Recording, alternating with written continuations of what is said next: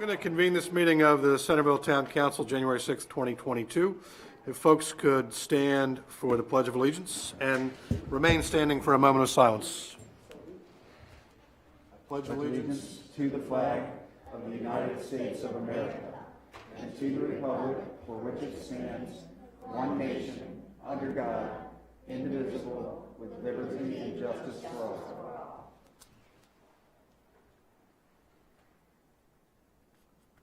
Thank you.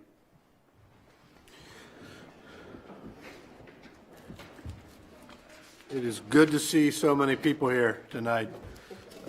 It is good to see our town council back and town staff as well. I hope everybody had a restful holiday break and a happy new year and a Merry Christmas. We'll move right into the agenda with a review of minutes from past meeting, December 2nd, 2021. If anybody has any changes, I'll take a motion to approve. Motion to approve the minutes as presented. Second. Motion and second. Any discussion? All those in favor say aye. Aye. Aye. Motion carries. Now read a closed session announcement regarding the town council closed session. The town council met in closed session on Thursday, January 6, 2022 at 5:36 p.m. at the Liberty Building, 107 North Liberty Street, second floor meeting room to discuss land acquisition and consult with council in accordance with the Maryland Open Meetings Act. 5 members of the town council voted to close the session. The authority to close the session is found in section 3-305 of the general provisions article. The town council discussed the following topics. Land acquisition. We discussed the acquisition of land, and we consulted with council. We discussed potential legal matters, discussed developer agreements, and future development within the town. There were no actions taken. The following members and staff were present. Stephen Klein, President; Jeffrey Keel, Vice President; Shelby C. Anania via Zoom; Eric B. Johnson Jr. and Ashley H. Kaiser, members; Charles Chip Kugel, Town Manager via Zoom; Sharon Van Emberg, Town Attorney; Carolyn Brinkley, Town Clerk; and Kip Matthews, Director of Public Works. The meeting adjourned at 6:49 p.m. We'll now move into Citizens Forum. You want to read the statement? Welcome to this meeting of the Centerville Town Council. This is a public meeting and we welcome your participation. By attending, you acknowledge that this session is recorded and aired live on QAC-TV 7. During the meeting, we ask that you turn your cell phones off and hold personal conversations outside the meeting room. The scheduled agenda is available on the information table just outside. Public comment will be limited to 3 minutes per person. The Town Council respects and appreciates your desire and right to convey your message freely.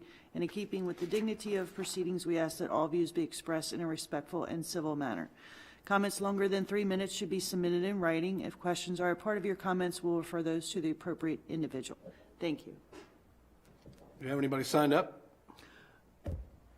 Anyone in the room wishing to provide public comment? All right. We will move into the reason why so many of you are here, I suspect. The appearances. I'm going to come down there and I'll call up some folks, come up, and we'll give you an award. And the rest of the council can. Yeah, absolutely. The rest of the council should come down.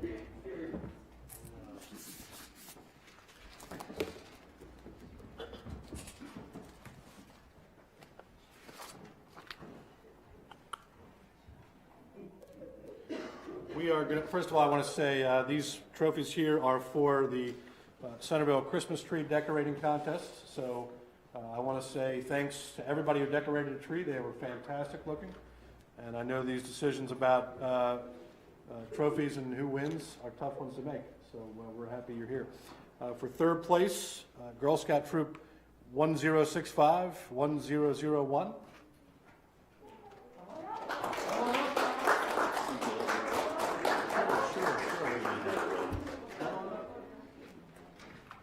There you go. I think we're going to get a photograph. Okay.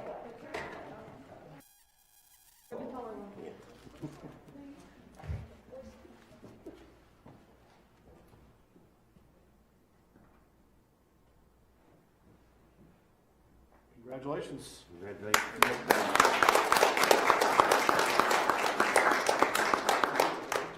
Okay, second place in the Christmas tree decorating contest is Girl Scout Troop 112, 112, 112, 112. They are not here. They're not here. All right. We have someone who's going to take it for them. Okay, all right.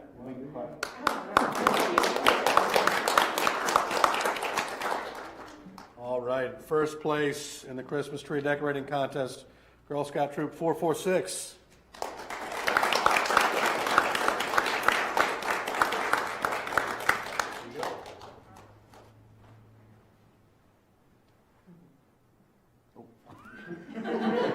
In another world.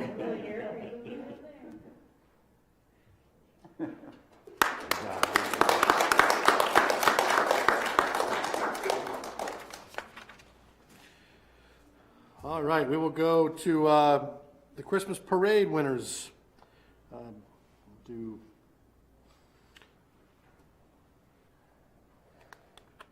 Keeping with the theme, which was gingerbread house, right? Recall. Gingerbread Christmas. Gingerbread Christmas. Crystal Smith, Remax Executive, number 40. All right, not here. Okay, that's okay. Eastern Shore 247 Church.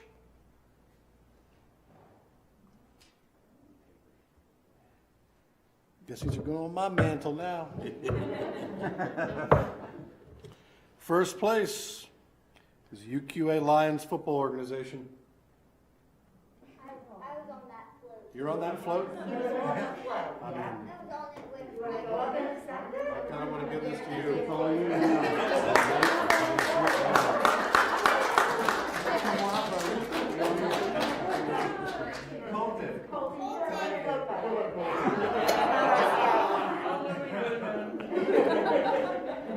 Good job.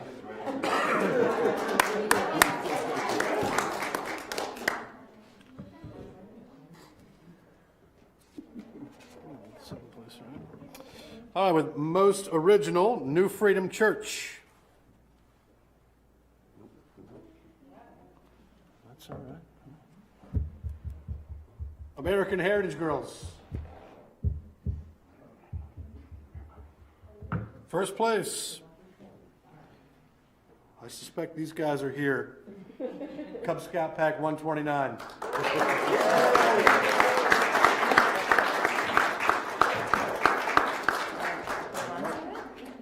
Thank you. Oh, you want to get in the front? You guys are ready to go. Go ahead, Victoria. Yep, up front. There you go. Good go, girl.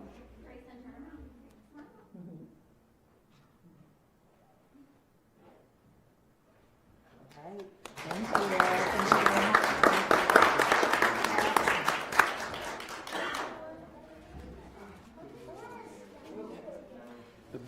All right, one more to go here. This is the best float overall, and it goes to Go Getters Livestock 4-H Club.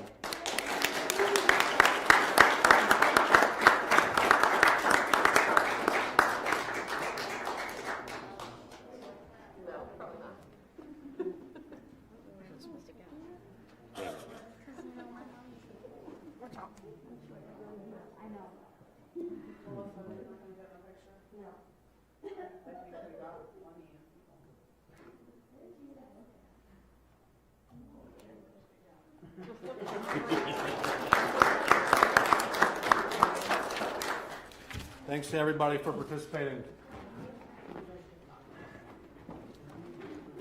We're going to talk about procurement policy, so you should hang around. It's going to be a blast.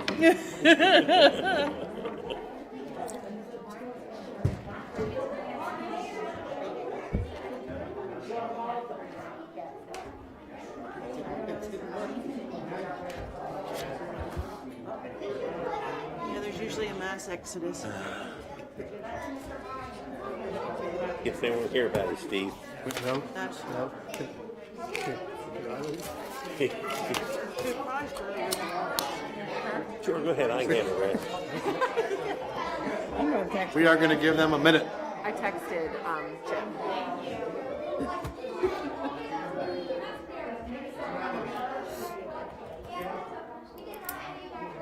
I thought when we had that Zoom for the swearing in, See the light on his glasses? I thought he actually did something that make his glasses look like that.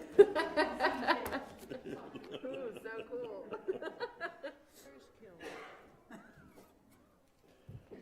We are going to move into, but we should leave it open. Yep. Carol D'Agostino for Drink Maryland. Is she here tonight? She's supposed to be. She may have thought that we would be a little bit longer, maybe. Okay. I'm not sure. If you want to go on to the next Sure. one, maybe. New business. We'll move into the procurement policy discussion, which should be in folks' packets.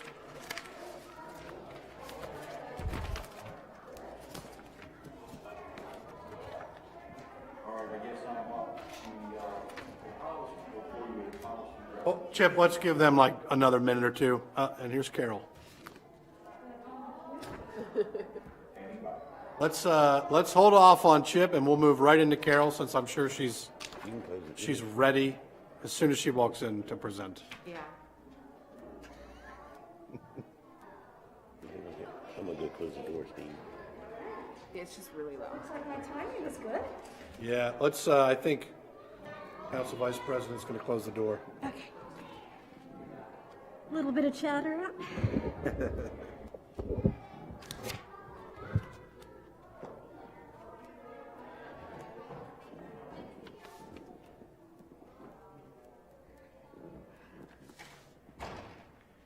Carol D'Agostino to talk about 2022 Drink Maryland and Centerville Day.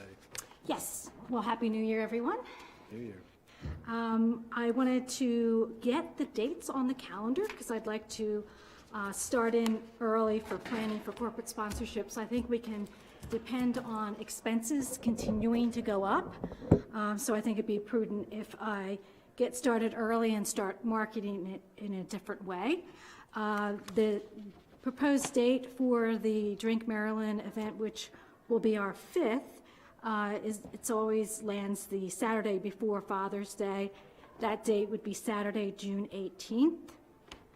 And our event partner is very excited to continue the relationship with us. The second date would be Centerville Day, always the 4th Saturday in October, and that would be Saturday, October 22nd. Do you need anything from us? Nope, I just wanted to officially get it on the calendar. Wonderful. All right? Can't wait. Yeah, Thank you. Sounds good. thank you. Okay, we'll now move into the procurement policy discussion. So, Chip, take it away. Okay, we have had some conversations both individually and in public session where we've talked about the limits and the impact of manager having to come back to I'm a looping. Are you guys hearing that loop? No. You sound okay to us in the room Okay, here. I'll continue on. Okay, so we'd have to come back to you with time-sensitive bids.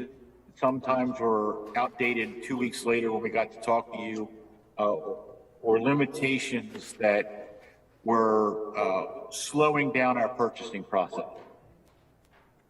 So what we've drafted here is something that keeps us constricted within the limits of the budget, as we always have been, without having to go back repeatedly to the council to approve something that we have asked for in the budget process and everybody has already had a look at. It keeps us legal with having to go and bid where we need to bid, but also gives us the latitude to latch onto other state and municipal contracts where they are money-saving mechanisms and getting quotes, and still has us coming back to the council for things that exceed a limit of $100,000, even if it's in the budget.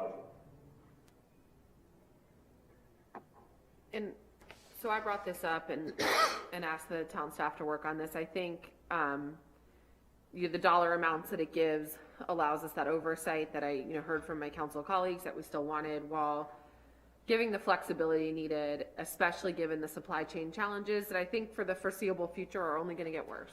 And so the ability for the town manager to work with the department heads to execute on quicker purchases, I think will be meaningful for Public Works, for the police, for others. And I just think this sort of codifies what the policy, probably the spirit of the policy, but giving more flexibility. And I also feel strongly that we need to professionalize a lot of our processes as a town and take ourselves seriously so others take us seriously. And so I think that this puts us on that path, and I'm extremely supportive of this. I would just add, I think it speaks for itself. We're I think, just giving our town leadership permission to do what we've asked them and approved them to do. So I think that really puts a fine point on it. So I'm supportive of this in spirit and would vote for it. But as I mentioned I think in open session sometime, I like not necessarily that we have to approve everything that comes across our table, and I recognize that that's costing us money and time, and I don't want that. But I think it keeps council in touch with its budget to know when these contracts, even if they're budgeted, and it sort of forces us to stay in touch with our budget throughout the year. So I would just hope that perhaps we can write it in here that these sort of things will still come to the council as part of a verbal presentation, not just in a printed, here's FYI from the town staff. I would like to hear from the town staff about the money they're spending on, maybe not every trailer and things like that, but certainly over $50,000. I sure would like the town staff to be talking about that. Tell us how it went. Tell us what we're getting new. I mean, we often get photographs. If we get a new tractor, we get photographs because it's important for staff morale to have safe functioning equipment. So I just think it's helpful to hear about this stuff in open session. The public can hear about it. I mean, you're really, if we never talk about what we're doing here, the public is never going to hear about it, except maybe in the budget once a year, and that's a pretty onerous task to ask the public to follow along with that. I totally agree, and I think it's Chip's first official day, so not to just pile on, but I do think that, the town manager's report at every town meeting ought to include, yes, what all those purchases are, but also what code enforcement actions have been taken. Just a really comprehensive list of the business of the town in the intervening 2 weeks between when we meet. And so, yeah, I'm not advocating at all that these purchases just happen in the dark and we don't talk about them. I'm just saying if Kip needs a trailer or the chief needs a car and it's under $100,000 and the town manager can make it happen, let's make it happen. Yeah. If it's budgeted, I'm all for it, and that's the way it's written, so Make sure it's budgeted. you don't need a motion, we can consent to this, or do you need a motion? It All is right, actually a change. We'll put it in the right formats. Yep. And We I can't want do to it tonight. emphasize to you that the reports that we would offer to you before and where we would say, this is what we'd like to spend, this is the motion we're asking for, and we're going to do it, will be similar. And 2 reasons. One, to let you know, as Ashley has pointed out, this is the business the town has conducted in the past 2 weeks. It offers transparency, and most importantly, I think, because I have seen it often, where we actually are under budget, we can demonstrate that due diligence to both the council and the citizenry that we're doing everything we can to execute the wishes of the council in a fiscally responsible way. Absolutely. Well, I look forward to seeing this in a format we can move forward on next meeting, perhaps. Cleaning day. Chip, this sounds like you as well.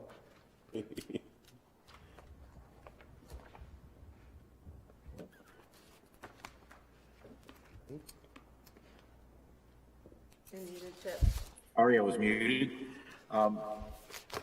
This one's near and dear to me. As you guys have seen, when you come to town hall, we've got an assortment of documents in different places, and that's just what you see. That doesn't include the basement. It does not include the attic. There's a lot to go through that are Some of it is record copy that we will scan and preserve per our records management plan. Other of it is of historical value, which we most certainly will preserve. And then some of it is draft work and just working papers that we aren't required to keep that have been kept. I've got things, some things back there that are notes that are 30, 40 years old that I really can't tell you what they go to. There are things that we'll save for cleaning out town hall, and that's not putting papers in filing cabinets. We need to move that to all those filing cabinets. We have old plots and old submissions from contractors that we don't need to keep anymore. So we need to clean that up and kind of put a new face on it. And what I'm proposing is that the third Tuesday of every month, we close down town hall and the town building so that we can go through all of this documentation. It's thousands. If you've been in the office lately, you've seen boxes I've got stacked. Thousands of documents we need to go through and either scan or remove and archive. And this would give the town staff the opportunity to just focus on that. Because if we don't, what happens is that hour we dedicate to that gets taken up by the issue of the day. So I'm asking for this for the first 6 months of the year to kind of let us get our affairs in order. And then after that, we'll go and see how we're coming along. But in 3 months, we'll give you an update on where we are and what we may need. I'm hoping in 3 months we see a visible difference in town hall. I will absolutely.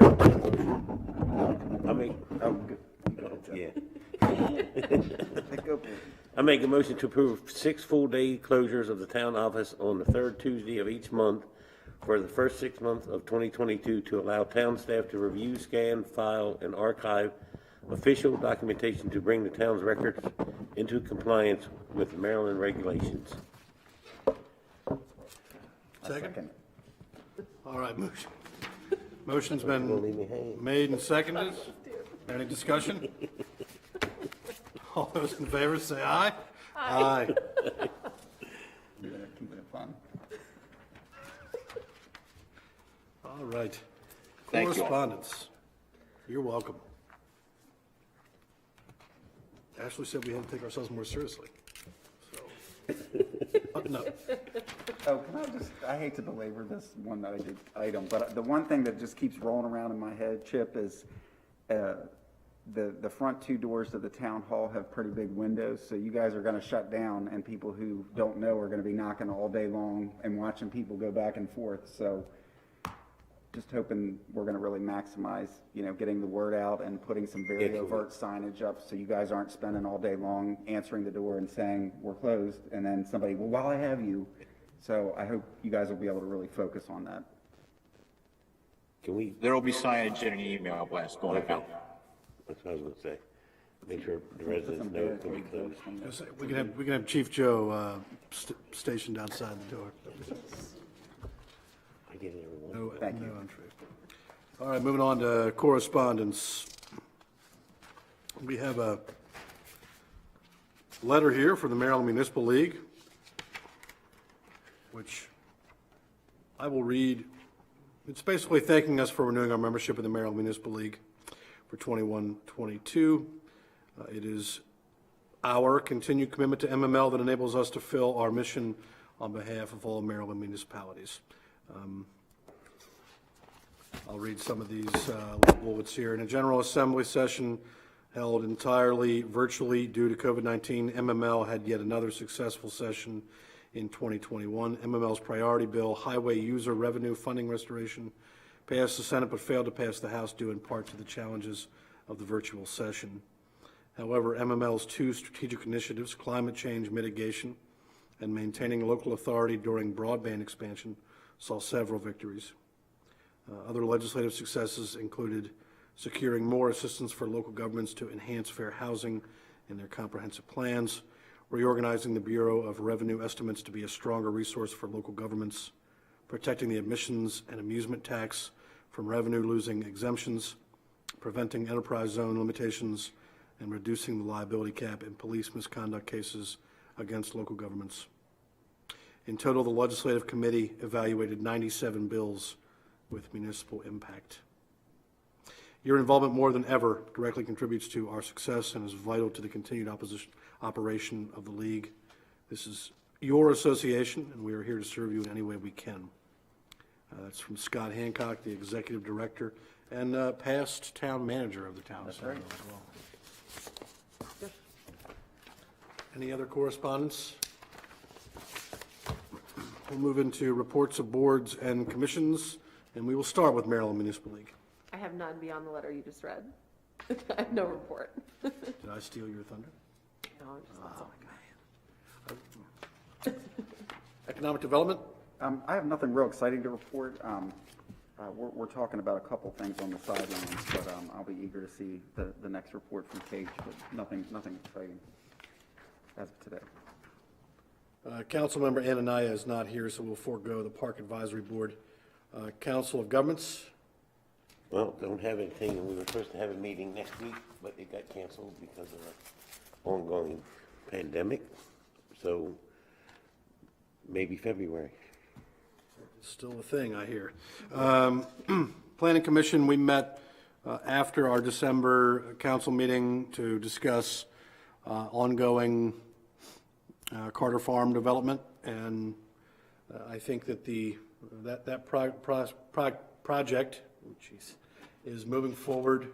We will see some site plans in the near future, and there's a few other steps in the meantime. I did make it clear that I thought we needed to do a much better job of daylighting this development for the public and ensuring that people in this town understand what this concept is, and that by the time they see it, it is not fully baked.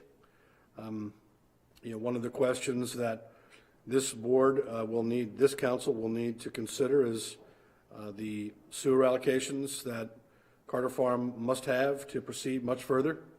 And I think that is a topic for public discussion at some point, for sure. So we will have to make a decision on that at some point, and that probably preempts their broader site plan work, but we'll talk about that in the future.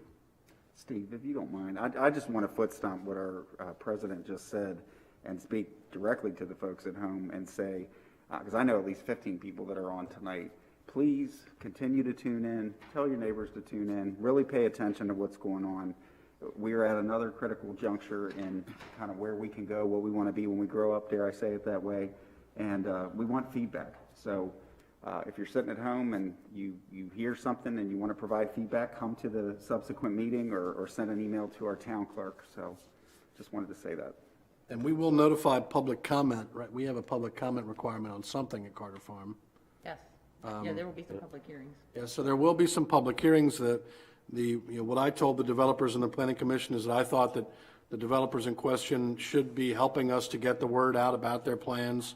I think that means paying for some postage and some printing, and perhaps some more direct outreach. They have reached out to the people that are proximate to the development. They've reached out to people on Chesterfield and in the neighborhood. I think we have a much bigger, broader responsibility to the full town.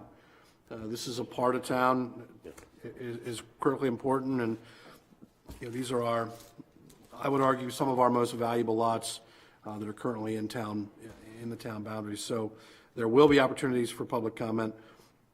As Councilmember Johnson said, I think it's incumbent upon the public to get involved. You can certainly view site plans, anything of that nature. The developer has a website that they have stood up, and we can certainly help to publicize some of those documents as well in terms of site plans and what they have in mind down there throughout their phases. I will move into reports of department heads. We'll start with the town manager.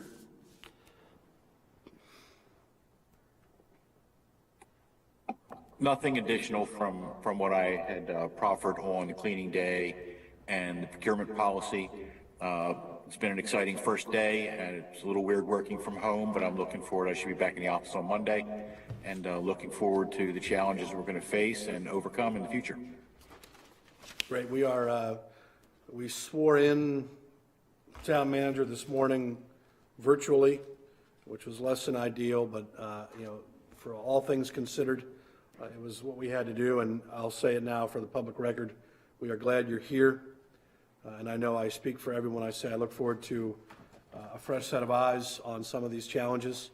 And I also want to say for the record, a tip of the hat to Steve Walls, who served this town for a decade and served this town and this county for 44 years, who is now going into retirement to spend more time with friends and family. He's earned it, and the town thanks him for all his work. I think if we've had any successes over the last 10 years, they certainly are due in large part to Steve. So kudos to him. Chief of Police. Good evening and Happy New Year to all, and welcome aboard to our new town manager. I'm very much looking forward to working with him and continuing the great work with our council. In your packet, you'll find the November 2021 department overview for the Centerville Police Department. In coming months, council may expect to receive a one-page document which is going to summarize the CPD monthly activity reports in lieu of these multi-page attachments that you receive now. So you're going to get a one-page where you're going to be able to just kind of take a look at this one page, and the data will be there, but we're going to consolidate it, do a better job of consolidation, and kind of making these monthly packets a little more lean.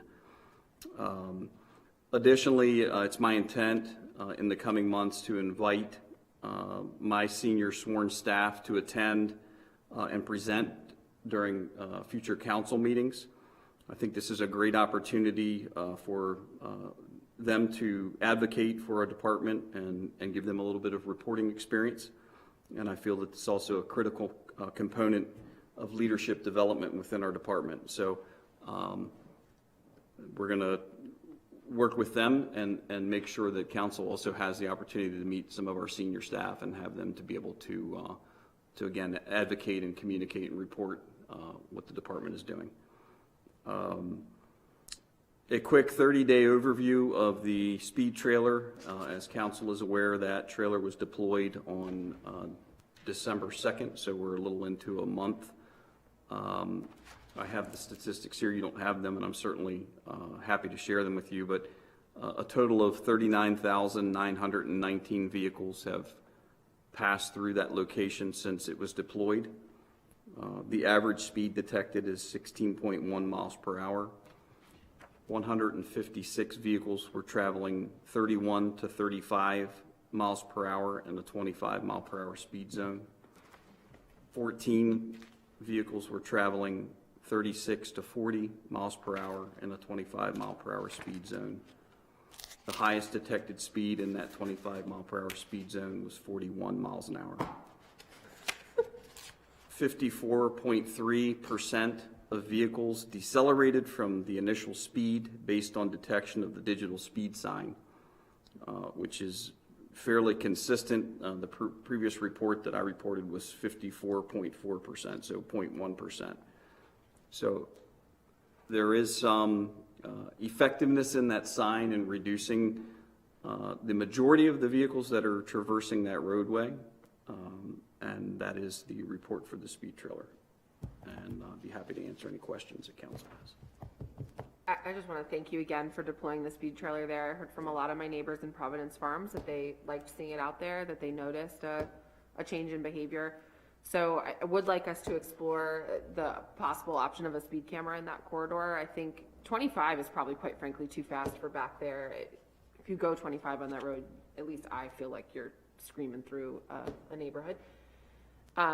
So I just appreciate the data. I think it's insane that someone was traveling over 40 miles an hour on that street. Just truly insane. That site, that roadway has been pre-approved for, in fact, we have previously deployed a speed camera at that location. So with council's guidance and permission, I'd be happy to contact Red Speed, who is our speed camera vendor, and request an additional speed camera to be deployed to that location. And so I'm clear, it would be an additional, not moving one, right? Correct. It's good. 'Cause Correct. that's, I like where we have them now in these routes, and I like the I idea. already of know where moving they them. are. Now, are they cost neutral for us, or? Yes. Revenue generators. Pardon me? They generate revenue. Correct. Yes. Yeah, I just want to make sure that it's not going to be like a huge hit. I would very much like us to get a speed camera out there. They get a percentage of what's. I'm for that. Yes, but they get a percentage. Definitely has my support. You supportive of that? Yep. And I had two quick questions, Chief, if you don't mind. I know you're starting to get data additional data, I should say, on neighboring county YMCA's. Just based on what you've seen so far, is there anything that's top of mind for you that you're starting to sort of think about or plan for as we move in the direction of that project here? Or nothing earth-shattering, because that would be great news too. I'll be prepared to provide a much more comprehensive analysis of the types of calls for service that neighboring jurisdictions that facilitate a YMCA have. But I can tell you a cursory research project that I've initiated. The Easton Police Department within the last 4 years has responded to 234 calls for service at the Easton YMCA. And I plan to provide council with a detailed breakdown of the various types of calls for service and the severity that those calls, which prompted those calls. The YMCA in Cambridge had approximately 164 calls for service over the last 4 years. And the YMCA in Denton had 62 calls for service in the last 5 years. What was the Easton number again? 234. You're going to be busy. 4 years? I think we're. In a year, Joe? A year. No, over 4 years. Oh. 4 years, yeah. Not, yeah, I thought that's what he said, 4 years. Almost one a day. Yeah. Yeah. I did have just a second question, and that is, because I'm going to mention something when we do our council roundtable on an event that's coming up in May about kind of the mental health state of the child in Queen Anne's County. And I'm just curious if you wouldn't mind just sharing, since you provide us such a great overview year to date of crime and other activity. Overall, since the pandemic has started, would you say that the calls for behavioral health, welfare checks, things like that are sort of trending upward, or are they about the same as what they were prior to the pandemic, if you were to just scratch the surface? I'm not sure that that's something that I'd be prepared to answer without having the backing of the research. And so, especially when it comes to questions about mental health, I think it would be better for me to provide council with a well-informed, researched, and thoughtful answer. So I can certainly do that and report back. Awesome. One of the things that I'll just add, though the numbers for these calls for service at these YMCA's may seem low, I think again, once I share with council the seriousness of some of these crimes, that'll probably maybe have some clarity on moving forward and how the police department would address, or how we're prepared or equipped to deal with those types of incidents. So if I could have a few more weeks, I'll certainly have a very well-informed answer for you. I just want to say that I don't find the numbers that low. I mean, you're talking about a handful a month in a town of our size would be huge, relative to our current numbers. So I don't find them that low, and so I think the severity will only prove more alarming to me, not that I'm not already alarmed. Yeah, I mean, we were looking at Christmas lights in Easton before the holiday and drove by the backside of Easton YMCA. And I was shocked at how many people were there recreating outside at 8 o'clock, 8:30 at night. And not to say that that's a problem at all. It's just a use of the property, I guess. When I think of the YMCA, I think of people swimming laps and working out. And that's certainly what's happening at the current YMCA location. So with outdoor recreation components, I think it's just a new dynamic, right? And there'll be a lot more people there, potentially all hours of the day. So. I agree, and the Easton YMCA in particular is in very close proximity to the Easton Middle School. Many of those kids obviously do not have driver's licenses and probably don't leave school and go over to the YMCA after school's over. I think their school numbers were around 700 students. The proposed YMCA here in Centerville is across, obviously, from the Queen Anne's County High School, which has over 1,000 students that have driver's licenses. That could certainly impact the flow of traffic. I would anticipate the numbers on some of our roadways, particularly the one that the speed trailer is currently deployed on, to increase. And then factor in the middle school and the shopping center that's directly across the street, and the school buses and folks that are dropping kids off. So I think this is an important conversation for us to have, and I'm happily available to provide any research that council will need. Are you fully staffed? Yes, we have 2 officers that are still out on a restricted duty status, but we are fully staffed. Talking about the middle school, or Kennard, do you ever get any complaints about the pickup line? Constantly. Okay. Mostly from me, but Well, because I drove through there one day and I said, well, it is kind of like you have to go in opposite lane of traffic to get by all the people waiting. I need you to talk closer to your. Oh, His yeah, microphone's so, gone. yeah, somebody chewed it off. But anyway, so I was just wondering. You know, And and that that's was- something that previous chiefs of police, that's conversations that have been visited many times. And I'm out at the schools almost every single morning when kids are getting off the bus.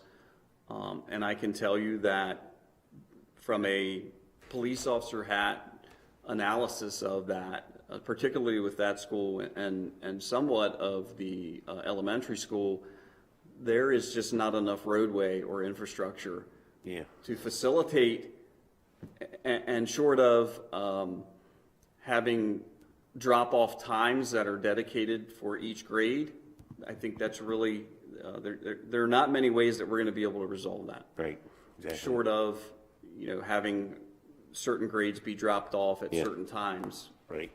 But that's something that would have to be considered and a conversation to be had with the Board of Education. Board of Ed, yeah, okay.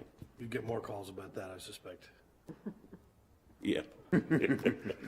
And Chief, I just want to say thank you. I know we all feel this way for all the hard work during the recent snowstorm. I know we're getting supposedly a little bit more tonight than what was originally called for, but I personally witnessed several situations throughout Liberty in particular, and I know the community was grateful, and so just a special thank you to your command staff and your officers for stepping up during that wonderful event.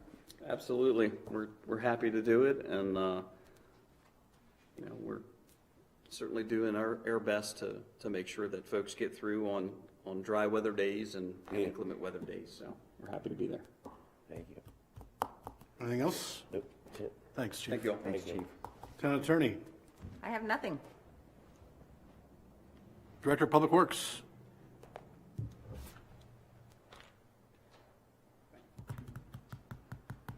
Not going to hold you up long. Basically wanted to say thank you to the public for the calls of support and kindness and kind words over our staff taking care of the snowstorm. It went very well, I feel, for the amount of snow we had and how fast it came. I also want to thank the council for their support through this too, especially Eric and his wife for supplying very good hearty soup for the guys. So, just to update you a little bit on the storm that's coming tonight, I've got a staff that's coming in to pre-treat the road about 9 o'clock tonight. We'll be back in and hit the roads about 5 o'clock tomorrow morning, and take it hour at a time and see how we make out. So. Well, give your guys our thanks for their work. Kudos Yeah. for a good job. Good job. That was like nothing I've ever seen before. 65 degrees and then a foot of snow. It was unbelievable. And whiteout conditions and 2 inches an hour coming down. Yep. It was crazy. And in that vein, and I know that this is something that plagues every city, municipality in the world that has weather, everybody likes to complain about, you know, well, when is the parking spots in front of my house going to be Right. plowed? And I know that the industry response, the knee-jerk response is we're getting to the primary roads first, and then we are working our way toward that. But just for anybody at home, because I did get a lot of feedback, and that was my knee-jerk response to folks that I talked to after the last storm, and I felt like the response was incredible, so I'll just say that. But since you have an audience at home, can you just kind of talk about what that process is like? And Sure. Our first focus, of course, are the main roads, and you won't see us open the roads curb to curb. The main focus is to make the roads passable for emergency vehicles.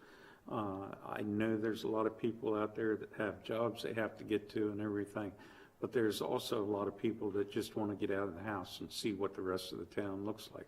If they could please just wait and give us at least 24 hours or longer to get things opened up.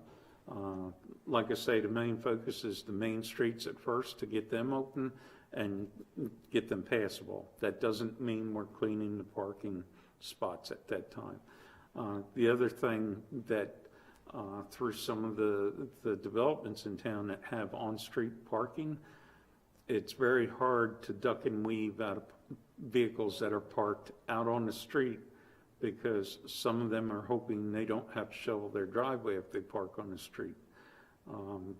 With that being said, the more we can get off the street, the faster and the cleaner we can make the roads.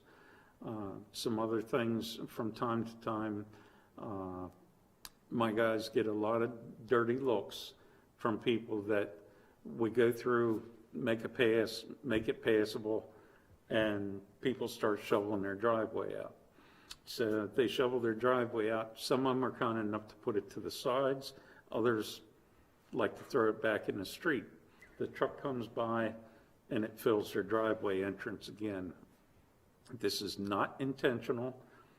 It's just the way it works, and the town does not clean everybody's driveway for them once we go past. We have a lot of residents and a lot of businesses that we have to be able to get them easily moved through town and on our streets. And it's not, we're not looking out for just one person here and one person on that street. We're looking out for the whole town. The other thing I would ask that folks be mindful when they see the equipment out there and the flashing lights. Just because we just cleaned a parking spot, please do not pull right behind the vehicle into that parking spot while we're trying to clear the snow. That piece of equipment or truck has to back up at some point, and we don't want an accident to occur because somebody pulled right in behind us. Yep. So. Well, that just underscores why in this country there are places that you could buy an iron to iron your clothes, and on the box it says advisory, do not iron while you're still wearing your clothes. Understandable. So it's good to speak to that kind of things. So, again, thank you. If we could talk about something less snow related. Yes. I was talking to Lester Downs, and we were driving through Easton again and noticed that they rake all their leaves to the end of the yard in a pile. There's no bags involved, and they come with a vacuum truck and suck up the piles. Mm-hmm. And I asked Lester if that was a potential for the town of Centerville, because, boy, it sure would be a nice addition to not have to bag all that stuff. Might encourage people to clean up their yards a little more. I was at his place, actually, picking up a tree. And he said it was absolutely something that they could do. Mm-hmm. And he had the vacuum in the truck to do it with. And so I would just like us to look into, next fall. And it's probably going to require paying, I'm not sure how what that's going to look like. But I mean, count me supportive of cutting down on those bags, which then I understand, the dump that we take the bags to does not accept the bags. Correct. So Centerville is spending money on people opening up the bags at the dump to dump all the stuff in the bags out, and then the bags go to the dump. Right. So I have several comments to that. Over my years, I have tried that. Not only Centerville used to do it, and they used to take the street sweeper around because it has an attachment to pick up the leaves like that. But in my past, what has happened, people will break their stuff to the street and a wind will come up and it goes right in the street and right down the gutters. And that happens more and causes more problems than what you would think for having to bag it and get rid of it in the bags. At least when it's in the bags, it's contained at the side of the road. So, you know, I would ask you to think very, very close on this matter. I mean, we will do whatever you want to do. It's sometimes creates much more problems than you would think. And when people do their yard work, you can't always figure out what their schedule is. Even though we ask for it to be put out Monday morning, there's many, many times Lester will go by Monday morning and take the allotted number of bags or bundles of tree limbs from a property.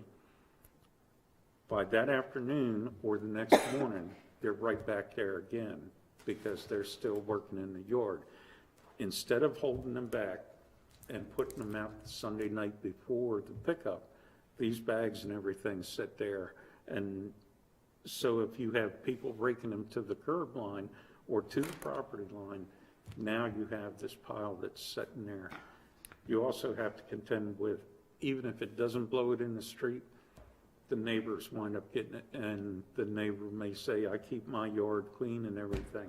The town allows them to do this, so the town should come rake my yard because now I have my neighbor's leave. And that's just past experience talking. So a couple things. I appreciate the heck out of all that. Centerville Heights, I'm not talking about, you know, every week doing this, just really during the autumn sort of leaf session, right? So. Oh, absolutely, Yeah, and during that time of year, Centerville Heights, speaking only for my community, the street's covered in leaves anyway. Because all of them, I mean, I've got 2 big trees in our yard, as you know, that dump leaves into the street all the time. I'm one of the few people that sweeps the street. In fact, people have walked by and said, "You cleaning up the road?" Yes, I am cleaning up the road, actually. The second thing you mentioned is people leaving their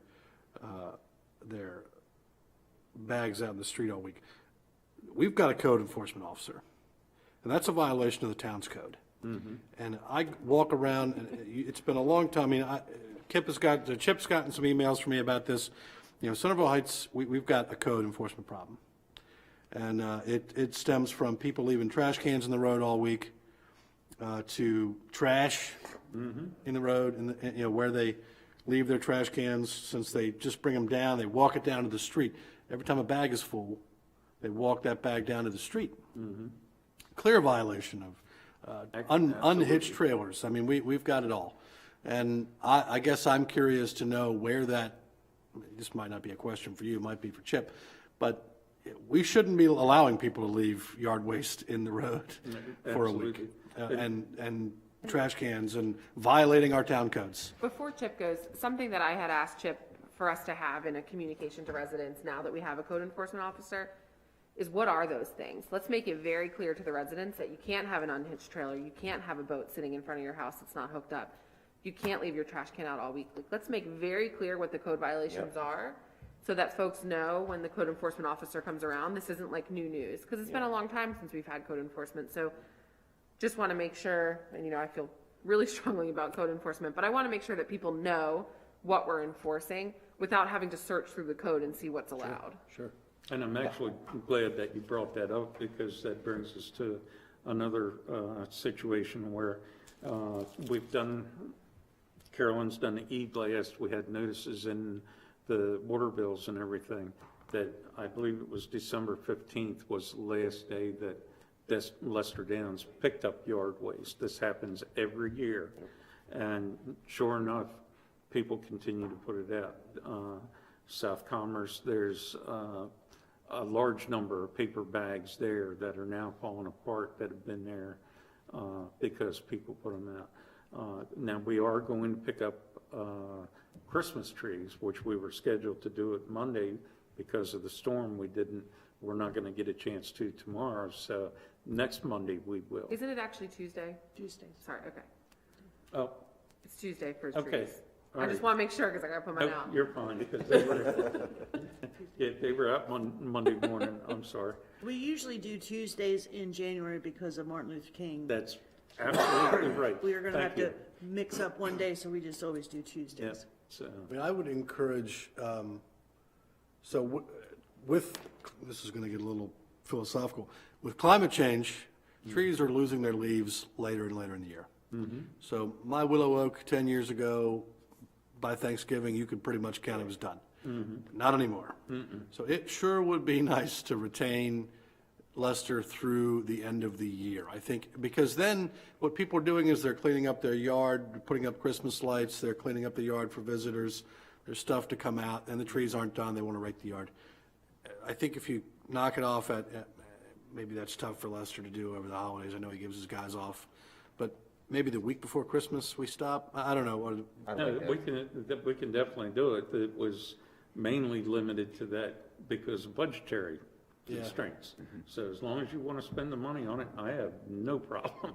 It takes some work off of the public works staff, and it's not as hard on the street sweeper.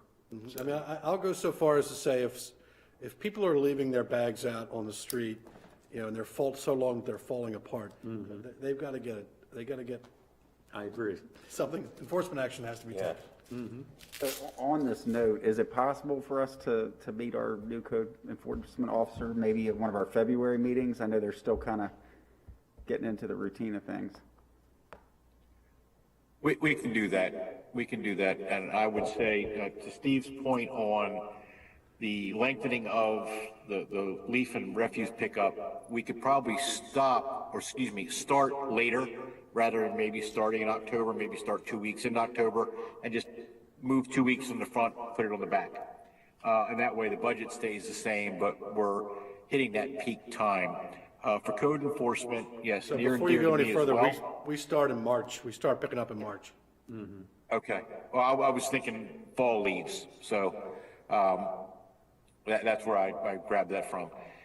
For code enforcement, yes, we can absolutely bring the code enforcement officer in. We are going to, I've talked to Bob already about putting structure into this. We don't want to just all of a sudden start firing off letters that, hey, you're in violation.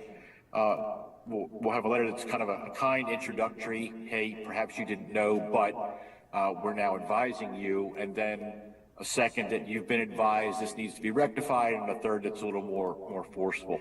So we don't want to just come out hot and pound it on people, but we are going to enforce the code. And Bob's going to be busy, and hopefully that busy will ease off as people become aware that the codes are being enforced. You can't leave your trash on the road. You can't leave your trailer unhitched. You just can't do things because you don't think anybody's watching. People are watching, they are complaining, and now we are going to field those complaints. Wonderful. And I totally agree with the nice letter first, but I just do hope that we will make it very, very clear that some of these things, and as you know, Chip, what drives me the most nuts is just boats all over town, not hooked up to anything everywhere. I mean, this is like a no-brainer. It's against the code. Either hook them up or go store them somewhere. I think we need to get really clear on how long that nice letter sits out there in the world before we take some enforcement action. And I hope that our code enforcement will hold businesses' feet to the fire as much as residents. And so there are, buildable lots in my neighborhood that the builder that owns them doesn't cut until they're like 3 foot tall grass. Just want to make sure that, we're equally enforcing, and some of these are a public safety and a public health issue. So, Yes. The boats, whatever, that's just hideous. But getting grass waist high causes, infestation issues and public health issues that are just totally unacceptable. So I'm hopeful that our code enforcement officer will be able to get it done, but I just think as a council, as a town, we need to get very serious on what we're going to accept and not accept.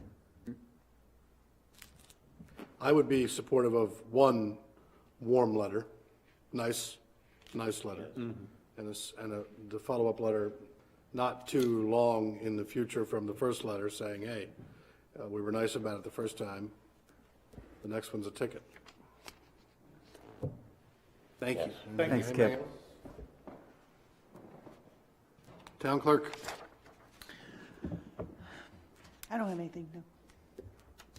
But thank you for what you're doing. Move to second citizens forum. The records show there's no citizens to forum. Council roundtable. We'll start with, I just called you Congresswoman. Councilmember No, Kaiser. You're gonna have to raise a lot more money than you did for this. Yeah. I just want to echo the thanks to our police and our public works for their work in the storm and just good wishes for the impending several inches of snow we're expected to get tonight. And just really do hope that people heard Kip and, give them an opportunity to move the snow and, stay safe and at home. And do want to thank our business community too, that in the face of the snow and the Omicron variant have continued to serve our community in a lot of ways. And so, the hardware store in Edwards for getting tests in the hands of our residents, and just all the businesses that have sort of rallied around this community while we're all collectively facing a lot. So that's all I've got. Councilmember Johnson. Yeah, so just a couple quick things. I want to thank my wife, Jamie Johnson. She happens to be in the audience. It was my idea to bring some soup to our emergency mission essential folks, but she did the work. So I thank her for that. And on that note, on a serious note, I've talked to several of you about this, and I don't think we need to do anything on it tonight, but I just think it's a good idea if those of us, based on, our past experiences, our affections, our interests, could adopt a department or two. If there's somebody that has a background in HR, and we only have a department of one for HR, but like finance, same thing, couple people there.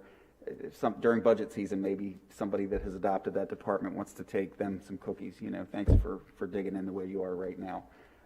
So just a suggestion. Administrative department would appreciate that. Yes. And I think with the five of us, if just an idea. And then we had, as I reported last time, what we had originally called a Pride Committee. That was what was suggested by Mr. Joe Brown. Thank you, Joe. I know you're watching. And we changed the name, of course, to Beautification Committee temporarily so the group could decide what to call it. And I had agreed to facilitate the first session. And we didn't have a lot of folks there, but we went ahead and did Facebook Live and had a lot of folks join in. And I got to say, I was very impressed. The group came up with several ideas for naming itself. And I think what has emerged is Centerville Strong. And just interestingly to report out some of the ideas that this group has come up with, and it's now on Facebook where folks can vote from within our community.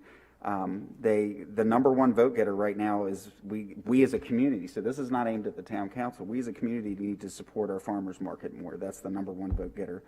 Second was support for First Fridays.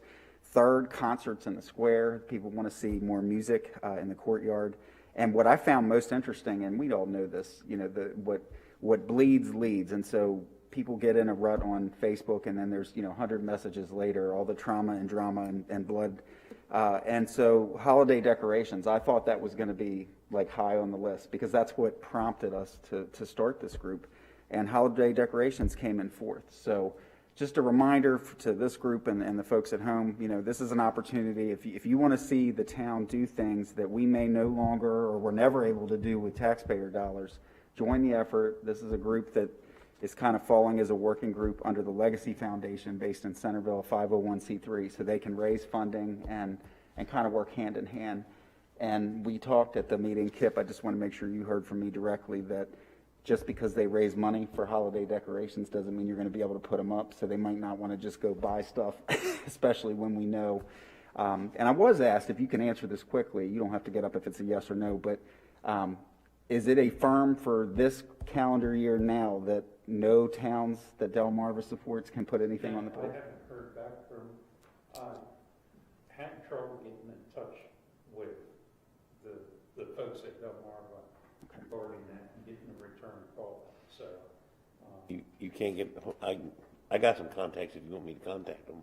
I'd like to hear, because I've talked to a few other municipalities, just some folks I know, and they've all said the same thing, that everybody was spooked that you could no longer do it, but every one of those towns, including ours, we had lights up on our poles. So I just didn't know if there was like we've sunsetted that now, but what I heard, just in case, because Kip, of course, was not at the mic just now, as I told him not to be, is he hasn't heard anything. So if we could keep an eye on that, and if you find out anything, I'd be curious I'll make some calls to report back. And then just last, I mentioned earlier in the agenda, I have the honor of serving as the elected chair of the commissioners, county commissioners, this gets wordy, so it's the Queen Anne's County Council for Children and Youth. We call it the Children's Council. And I've had that honor for a couple years, and I have felt inspired for over a year now that the mental health state of the child in this community and nationally and in the world is pretty bad. For those of us that have school children that have had to go through distance learning, some kids did very well with that. I can honestly say that 100% of my children, it was the worst thing for them, that they just aren't good at that and failed miserably in the process. And just to illustrate, because I don't want to go too long here, I talked to our friends who are represented on this council from Department of Social Services, and they said that 70% of the child neglect and abuse cases that are referred to them come from the school system. So when school is not in session, there's not only the distance learning impact, but there's the inability for somebody that might typically identify an issue and a need. And that's why I'd asked the chief, of course, that question, and I know he'll be able to kind of scratch that surface a little more for us on what we're seeing within our own community. But at any rate, we are having a mental health state of the child summit. I had looked it up and I thought I wrote it right down, but I'm going to tell you, oh, I did. No, that was the beautification committee. Anyway, I will send an email out to you all with the date, but in May, it is on a Tuesday. It's one of the dates that the commissioners are meeting, and we're going to be doing a needs assessment, raising some funding to basically identify what is happening right now in our county and in Centerville that are helping children to succeed during these tough times. If there's programs that are at risk for being cut, this might be a hey, don't touch that. What are the sustains, and then of course, what are the solutions? Things that we might need to target more. I've talked to a lot of families that are in crisis, and I know of many families in Centerville that are really pushed to the limit.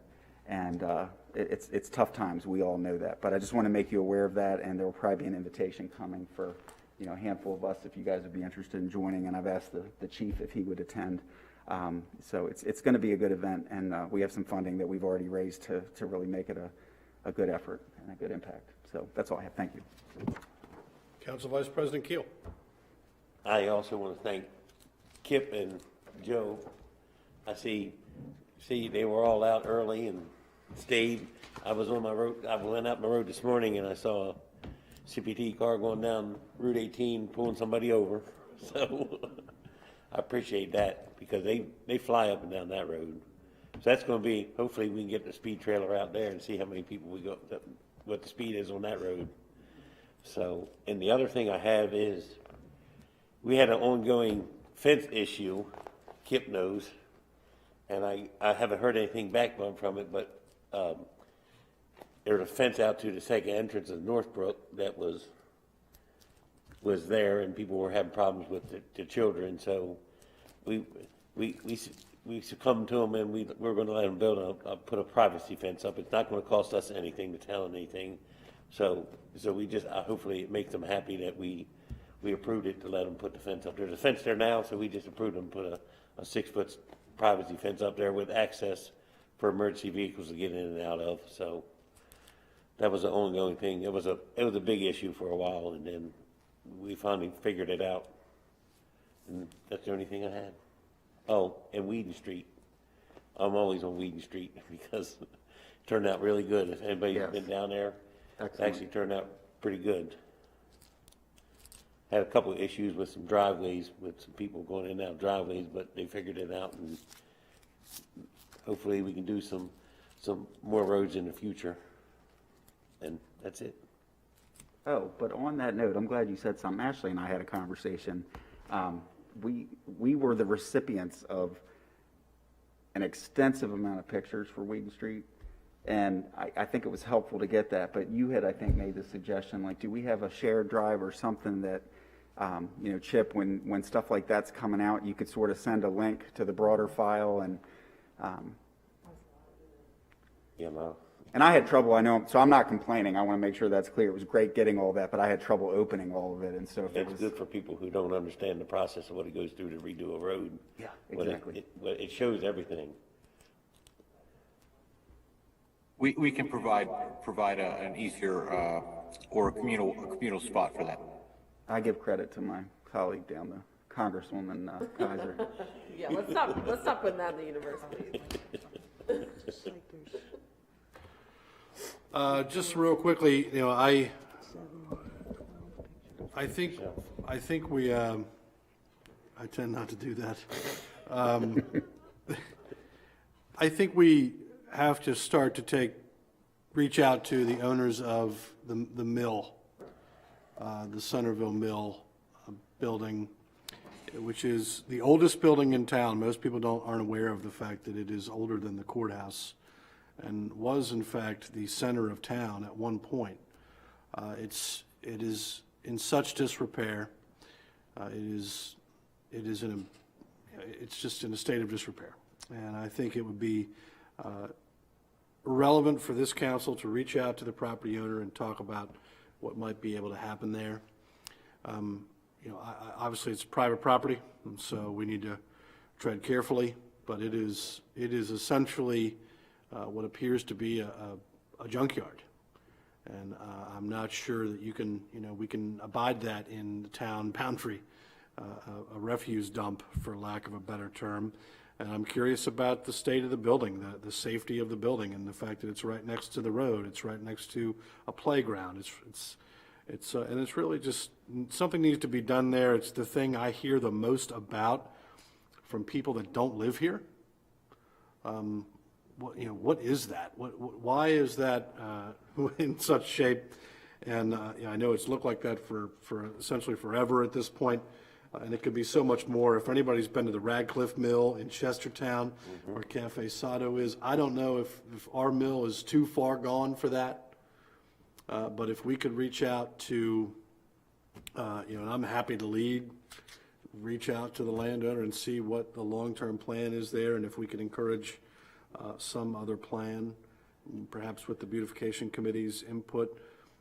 Somebody might have to bring some funding to the table, and I'm happy to help make that happen. Historic preservation, something like that, to make that that end of town. I think this would help to make that end of town a much better prospect as we look at some of those lots across the street that are for sale right now, and some other places. So that's been on my mind. I hear about it more than anything else. And what's interesting, Steve, is you mentioned the beautification committee. That was their #1 location in town that there was concern about, and their suggestion was the same as what you've offered, is just maybe starting by just asking the owner, what is the long-term plan, and open up the door for a conversation. So one of those folks I think knows the person. I guess the guy lives in Easton, so but I know we also have the. To go back to my favorite topic of code enforcement, I think there are things that are going on there that violate the town's code. So They jump around it, yeah. yeah, so I think there are steps we can already take today beyond, what maybe is longer term, and to address some of those shorter term challenges. Our code enforcement person is part-time. I think they could easily fill their day with plenty of things that go on in town, but things like that are an entry point to town and an eyesore, we should absolutely 100% be enforcing our code, and we're doing a disservice to our residents if we don't.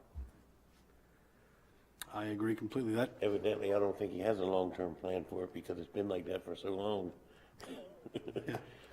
The plan is This is what are you talking about? I think his long-term plan is to hope the building don't fall down, is what the Being plan is. implemented. I think that's what his long-term plan is. Council, there are some things I can bring to your attention individually. It's not quite ready for public consumption. We've been looking into this already. I've talked to Carolyn about it, talked to our inspector to find out some more details, and I will reach out to each of you to give you some insights. Perfect. Excellent. Thank you. I would love to entertain a motion to adjourn. Make a motion to adjourn. second. All those in favor say aye. Aye.